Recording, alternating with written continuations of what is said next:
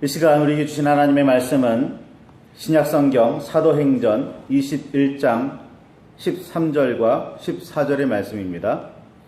사도행전 21장 13절과 14절의 말씀입니다.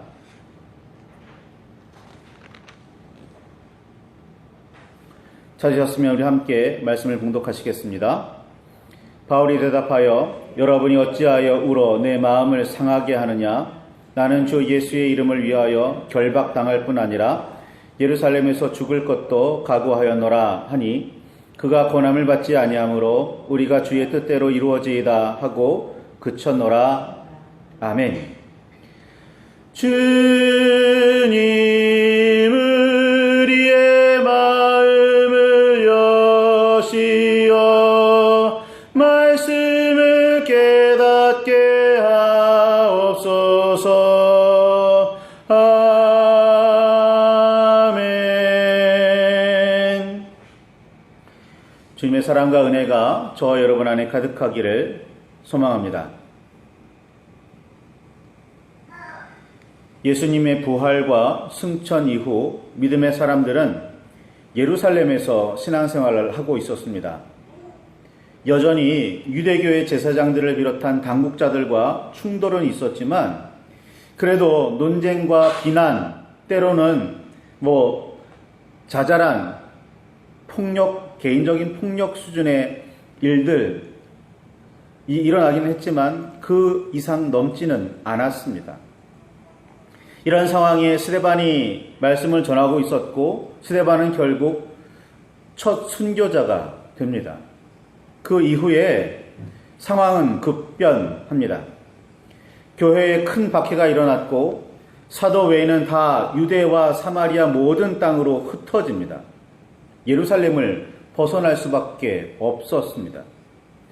그렇게 흩어진 사람들은 각자 삶의 자리에서 믿음을 지키며 살았고 더 나아가 자신이 받아 누리고 있는 복음을 살아가게 된 각 지역에서 전하기 시작했습니다. 박해가 오히려 복음을 예루살렘을 넘어 더 넓은 지역에 전하는 계기가 되고 말았습니다. 교회는 환난을 받고 여기저기 흩어졌지만 복음은 더욱 왕성해집니다. 박해로 인해서 위축되고 축소된 게 아니라 더 힘이 있어집니다. 더 넓은 지역에 전파가 되지요. 그렇게 흩어진 사람 중 몇몇이 안디옥이라는 도시에 이르게 되었고 그곳에 사는 헬라인, 즉 그리스인, 유대인들이 이방인이라고 상정조차 하지 않았던 그 이방인들에게 주 예수를 전파하기 시작합니다.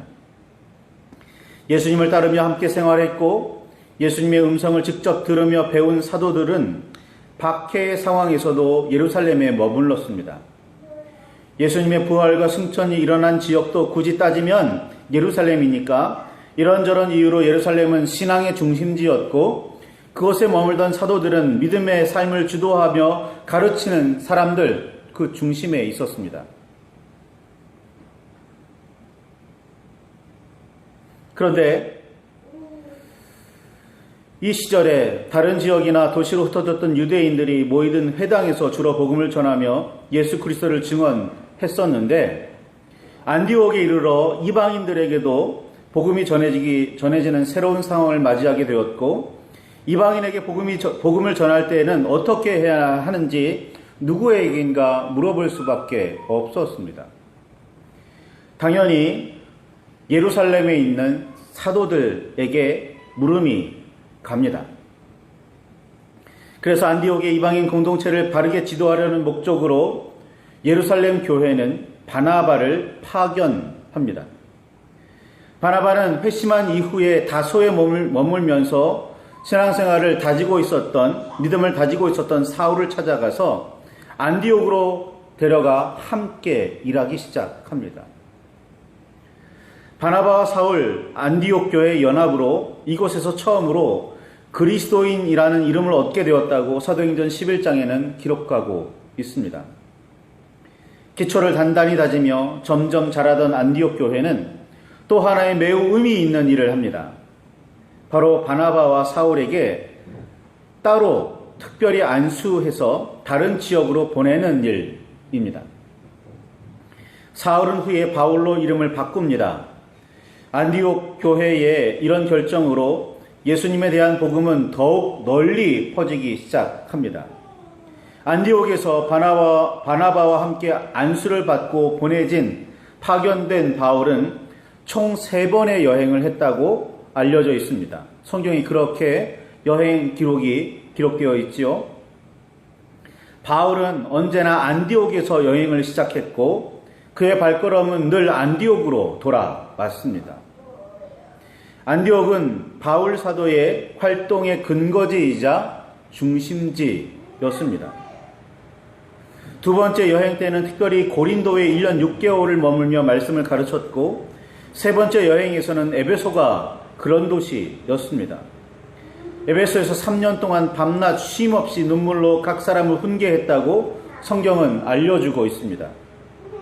바울이 고린도에 오랫동안 머물렀던 이유는 사도행전 18장 9절에서 11절에 있는 말씀처럼 주님께서 환상을 보여주셨고 그 환상 가운데 두려워하지 말며 침묵하지 말고 말하라. 내가 너와 함께 있음에 어떤 사람도 너를 대적하여 해롭게 할 자가 없을 것이니 이는 이 성중에 내 백성의 많음이라 라는 말씀을 주셨기 때문입니다. 바울은 자기 마음대로 여행의 경로를 택하지 않았습니다. 때로는 성령께서 그의 길을 막기도 하셨고 열기도 하셨다는 사실을 사도행전 16장을 보면 알 수가 있습니다.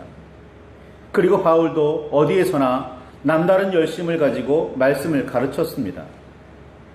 에베소 역시 그런 도시, 바울의 발걸음을 3년 동안이나 묶어둘 수 있었던, 3년 동안 바울이 그렇게 열심히 말씀을 전했던 도시였습니다.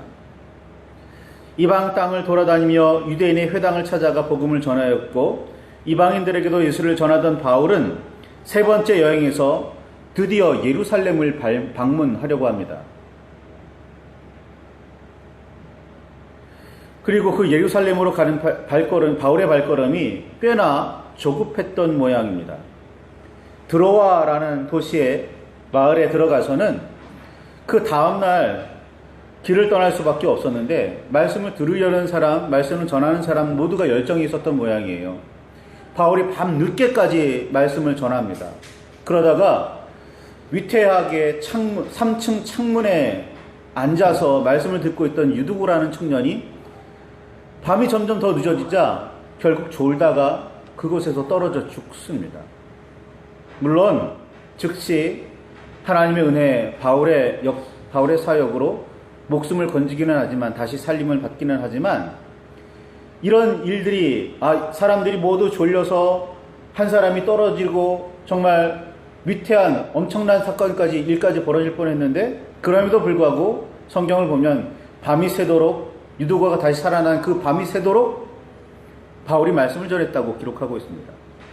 다음날 떠나야 했으니까. 그리고서도 여러 지역을 숨가쁘게 지나갑니다.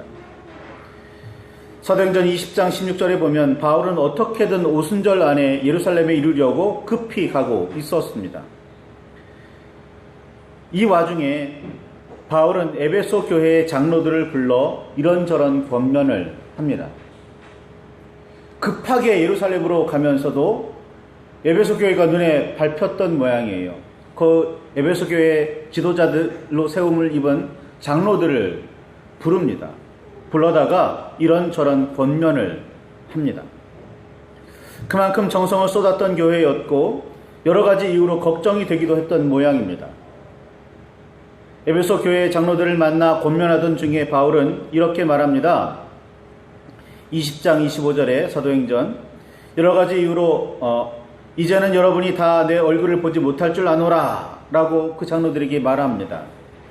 헤어질 때 모든 사람이 함께 기도하며 다 크게 울었고 바울의 목을 안고 입을 맞추면서 이별을 했다고 기록하고 있습니다. 이때 사람들은 근심을 더 했습니다. 더욱 근심하게 되었는데 그 이유가 뭐냐면 바울이 다시 그 얼굴을 보지 못할 거다. 너희가 다시는 내 얼굴을 보지 못할 거다라고 말했기 때문이라고 기록하고 있습니다. 급하게 예루살렘으로 가고 있던 바울은 에베소 교회의 장로들과 이야기하던 중에 이렇게 말하지요. 사도행전 20장 22절부터 보라, 이제 나는 성령에 매여 예루살렘으로 가는데 거기서 무슨 일을 당할는지 알지 못하노라. 오직 성령이 각 성에서 내게 증언하여 결박과 환난이 나를 기다린다 하시나 내가 달려갈 길과 주 예수께 받은 사명 곧 하나님의 은혜의 복음을 증언하는 일을 마치려 하면은 나의 생명조차 조금도 귀한 것으로 여기지 아니하노라 라고 말합니다. 예루살렘에 가면 무슨 일이 일어날지 분명하게 알 수는 없지만 이제까지의 여러 도시와 마을에서처럼 결박과 환난이 있으리라는 점은 분명한데 받은 사명을 다하여 복음을 전하는 일이라면 생명도 바치겠다고 하는 말이었습니다. 더구나 다시는 자신의 얼굴을 보지 못하리라 말하는 바울의 말을 들은 에베소 교회의 장로들은 심정이 그야말로 근심이 가득했으리라 생각됩니다. 바울에게 결박과 환난은 늘 있는 일이었지만 이번에 예루살렘에 가면 다시는 만나지 못하리라는 말에서 어쩌면 예루살렘에서 죽음을 맞을 수 있겠다고 생각하는 바울의 마음을 살펴볼 수가 있습니다. 바울은 그래도 예루살렘으로 갑니다. 예루살렘으로 가던 바울은 가이사랴에 이르러 7 집사 중 하나인 전도자 빌립의 집에 들어갑니다. 그리고 그곳에서 잠시 머뭅니다. 이때 유대에서 아가보라는 선지자가 바울을 찾아와서 바울의 허리띠요, 옷을 동여매는 띠겠죠. 그 띠를 가져다가 자기 손발을 묶으면서 이렇게 말합니다. 성령이 말씀하시되 예루살렘에서 유대인들이 이같이 이 띠의 임자를 결박하여 이방인의 손에 넘겨주리라 라고 예언합니다. 미래의 일을 미리 말한다는 점에서도 예언이지만 하나님께서 성령을 통해 말씀을 맡기셨다는 의미에서도 그 말씀이 선포되었다는 의미에서도 예언입니다. 예수님도 유대인들이 잡아다가 이방인의 재판장에 넘겨졌다가 십자가에 처형을 당했습니다. 본디오 빌라도가 이방인이라는 의미이기도 하지만 그가 로마 정부로부터 고난을 위임받아 유대 지역을 정치적으로 다스리던 총독이었다는 의미이기도 합니다. 그러니 유대인들에게 잡혀 이방인에게 넘겨진다는 말은 죽음을 의미하기도 했습니다. 이 예언을 들은 사람들은 바울에게 예루살렘으로 올라가지 말라고 권하기 시작합니다. 에베소 교회 장로들과 헤어지면서도 큰 울음과 더불어 근심이 더하더니 가이사랴에서도 비슷한 상황이 벌어집니다.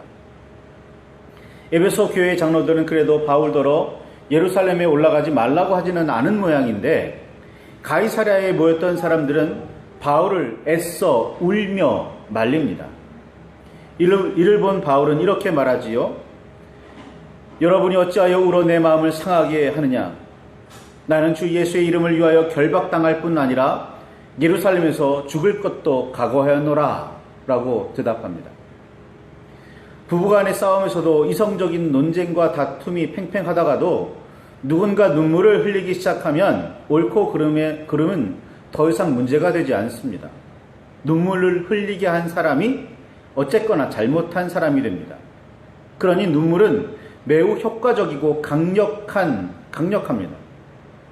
모인 사람들의 이런 눈물을 마주한 바울은 울지 말라고 진정시키면서 예루살렘으로 가려는 자신을 말리는 눈물은 오히려 자기 마음을 상하게 하고 있다고 말합니다. 바울의 걸음을 막으려는 바울을 사랑하는 사람들의 눈물에 대해 바울은 그 눈물은 오히려 주님께서 주신 사명을 회방하고 성령의 인도하심을 가로막는 일이기에 바울은 오히려 마음이 상했다고 말하고 있는 겁니다.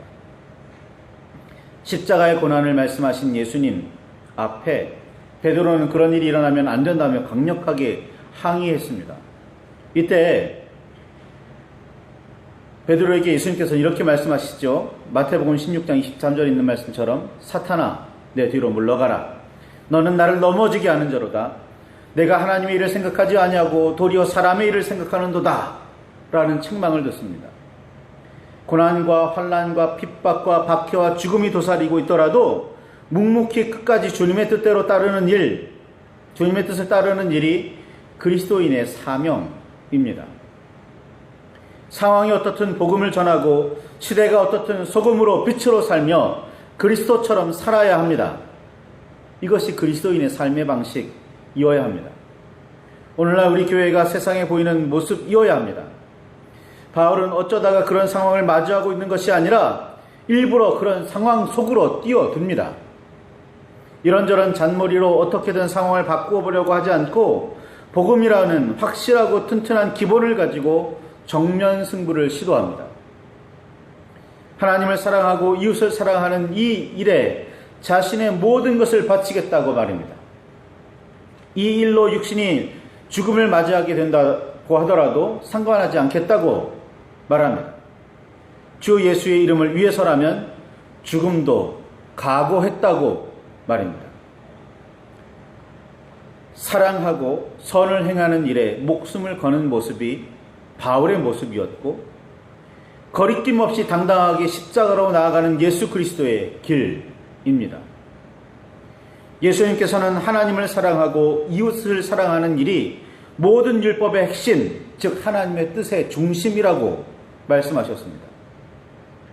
바울은 고린도 교회에 보내는 편지에서 고린도전서 13장 1절에서 3절에 있는 말씀처럼 내가 사람의 방언과 천사의 말을 할지라도 사랑이 없으면 소리나는 구리와 울리는 꽹과리가 되고, 내가 예언하는 능력이 있어 모든 비밀과 모든 지식을 알고 또 산을 옮길 만한 모든 믿음이 있을지라도 사랑이 없으면 내가 아무것도 아니요 내가 내게 있는 모든 것으로 구제하고 또 내 몸을 불사르게 내줄지라도 사랑이 없으면 내게 아무 유익이 없느니라 라고 말합니다. 야고보는 레위기 19장 18절에 기록된 말씀, 내 이웃 사랑하기를 내 몸과 같이 하라는 이 말씀을 인용하면서 이것이 최고의 법이라고 그렇게 말합니다. 요한은 사랑하지 않는 사람은 하나님을 알지 못하고 있다고 요한일서 4장 8절에서 말씀했습니다. 하나님은 사랑이신데 하나님을 믿고 그리스도를 따른다는 사람들이 어찌 사랑하지 않겠느냐고 말입니다. 하나님을 사랑하고 이웃을 사랑하라는 말씀은 동전의 양면입니다. 둘로 떨어질 수 없습니다. 하나님을 사랑한다면서 이웃을 비난하고 혐오한다면 이는 하나님을 진정 사랑하고 있다고 말할 수 없습니다. 하나님을 뺀 채로 이웃을 사랑하는 일도 마찬가지입니다. 바울은 예루살렘으로 가는 길이 바로 하나님을 사랑하고 이웃을 사랑하는 길이라고, 그 사명을 위해서는 목숨도 걸겠다고 말합니다. 그러니 막지 말라고 말입니다. 그러자 놀라운 일이 일어납니다. 눈물을 흘리며 강력하게 바울의 발목을 잡던 사람들이 주의 뜻대로 이루어지이다 라며 말하며 바울을 놓아줍니다. 바울이 모든 사람의 권함을 받지 않고 고집을 피웠기 때문이기도 했겠지만 모든 일은 주님의 뜻대로 이루어져야 한다고 결론을 내렸기 때문입니다. 예루살렘에서 잡히는 일이 주님의 뜻이라면 그대로 이루어져야 하고, 혹시라도 잡혀 이방인의 손겨 넘겨졌다가 순교하게 되더라도 주님의 뜻이라는 고백입니다. 우리는 보통 꽃길을 걸으며 승승장구해야 주님의 뜻이라고 생각하는 경향이 있습니다. 이는 분명히 말씀드리지만 기복신앙입니다. 참된 신앙은 하나님을 믿고 예수 그리스도를 따르며 성령의 인도하심을 받아들이는 태도, 이것이 참된 신앙의 삶입니다. 흔히 생각하는 복된 일은 하나도 없고 오히려 고통스럽게 목숨을 내놓아야 하더라도 주님의 뜻대로 사는 일, 주님의 뜻대로 이루어지는 것, 그것이 그리스도인의 삶의 모습이어야 합니다. 주 예수의 이름을 위하여 결박당할 뿐 아니라 예루살렘에서 죽을 것도 각오하였노라 라는 바울의 선언을 들은 사람들은 바울을 놓기 시작합니다. 바울을 놓는 이유는 포기했다가 아닙니다. 주님의 뜻대로 이루어지이다 라는 믿음이 생겼기 때문입니다. 그리고 바울을 예루살렘으로 떠나 보냅니다. 그들은 모두 주 예수의 이름과 주의 뜻에 목숨을 걸기 시작합니다. 우리는 오늘 무엇에 목숨을 걸고 있습니까? 누명을 벗기 위해서? 상황을 반전시키기 위해서? 우리는 그런 사람들이 아니라고 변명하기 바쁩니까? 아니요. 오늘 이 순간에도 이런 상황에서도 우리가 소리 높여 외쳐야 할 것은 주는 그리스도십니다. 그분을 통해서만 구원을 얻습니다. 이것이 참된 믿음의 길입니다. 우리가 나아가야 할 삶의 모습입니다. 라고 외쳐야 한다는 겁니다. 나는 어느 정치 지도자를 지지하는 사람입니다가 아니에요. 나는 어떤 세상을 가지고 있습니다가 아니에요. 나는 좌입니다. 나는 우입니다가 아니에요. 나는 그리스도의 제자입니다. 그리스도만이 우리를 구할 수 있습니다. 그리스도의 사랑만이 이 세상에 반드시 필요합니다. 이것이 이 세상에 필요한 말씀, 그리스도인들에게 참으로 필요한 말씀입니다. 오늘 우리는 무엇에 목숨을 걸고 있습니까? 주님의 뜻이 이루어지기 위해 오늘을 살고 계십니까? 하나님을 사랑하고 이웃을 사랑하라는 주님의 뜻을 온전히 바르게 깨닫고 계십니까? 삶에 실천하고 계십니까? 오늘 우리의 상황은, 교회의 상황은 매우 좋지 않습니다. 그렇지만 우리는 가장 기본적인 일, 가장 기초적인 일을 해야 합니다. 주는 그리스도십니다. 살아계신 하나님의 아들이십니다. 그분을 통해서만 우리는 하나님의 나라를 약속받을 수 있고, 그분을 통해서만 우리는 하나님의 나라에 갈 수 있습니다. 그분을 통해서만 우리는 하나님의 나라를 살 수 있습니다. 우리는 그 하나님의 나라를 위해서 소금으로 빛으로 쓰여야 합니다. 그렇게 하나님을 사랑하고 이웃을 사랑해야 합니다. 이것이 오늘 우리에게 주시는, 이 상황에 우리에게 주시는 하나님의 말씀임을 기억하시기 바랍니다. 우리 말씀을 붙들고 함께 묵상하시며 기도하시기를 바랍니다. 그동안 우리가, 지금 우리가 무슨 말을 하고 있는지 말입니다. 그리스도인으로서 우리가 무엇을 선포하고 외치고 있는지 말입니다. 말씀을 듣고 깊이 묵상하며 기도하실 때 주님의 은혜가, 깨달음이, 말씀이 충만해지기를 소망합니다.